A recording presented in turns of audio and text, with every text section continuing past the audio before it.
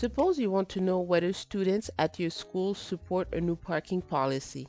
Do you survey your friends, ask every student, randomly select students, or stand outside the cafeteria? The way you collect your data can completely change your results.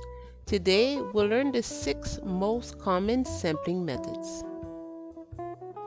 Before choosing a sampling method, it's essential to understand these 2 fundamental concepts. The population. The population is the entire group you want to study. For example, all 2,500 students at a high school. And the sample is a subset of the population used to draw a conclusion. For example, a sample could be 150 students selected from the 2,500 students at a high school for a survey. The first sampling method we'll look at today is a sample random sample. In a sample random sample, every possible sample of the same size has the same chance of being selected. It's usually done using a random number generator or drawing names from a hat.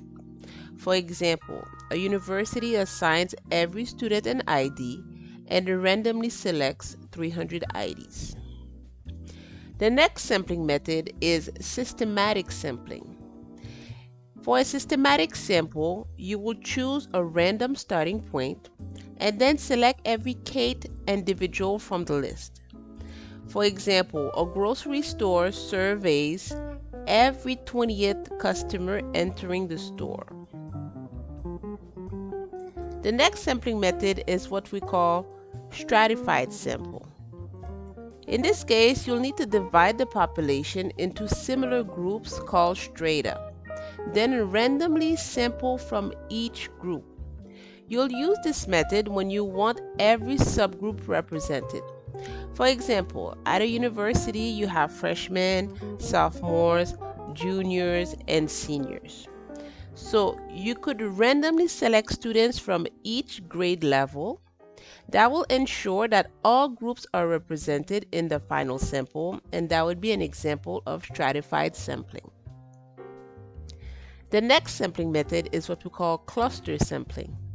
In this case, you'll need to divide the population into clusters, which are subgroups, randomly select one or more clusters, and then survey everyone in those selected clusters.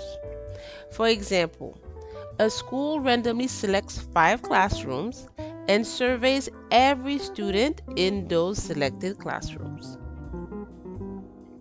Lastly, we have convenient and voluntary response samples. A convenient sample, well, the name says it. You'll choose individuals who are easiest to reach. This method is quick but often biased. For example, if you survey only students leaving the library, it may not represent the entire population. A voluntary response sample is a sample where people choose whether or not to participate.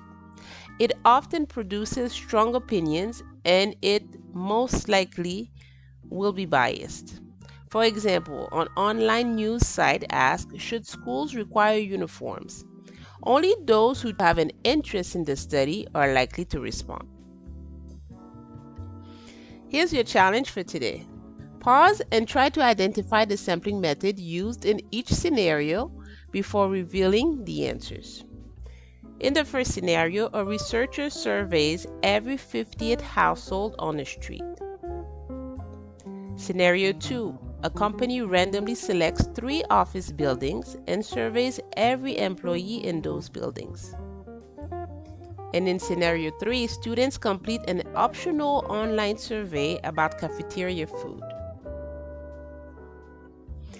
If you said for scenario 1 that this was systematic sample, you are correct. Every 50th household is selected. For scenario 2, we had a cluster sample because the entire office buildings were surveyed. And for scenario 3, that was a voluntary response sample because students chose to participate. Here's your summary. The quality of your conclusions depends on the quality of your data collection. Master these 6 methods to make smarter research decisions. If you see that everyone has an equal chance, that would be a sample random sample. If every Kate person is selected, that will be a systematic sample. If a random sample is selected from every subgroup, that would be stratified sampling. If the entire subgroup is selected, that would be cluster sampling. And if you only select the easiest people to reach, that would be convenient sampling. And if people choose to participate, that is voluntary response sample. Thanks for watching. Please like, subscribe, and share. And don't forget, math success starts when you stay on the fast track.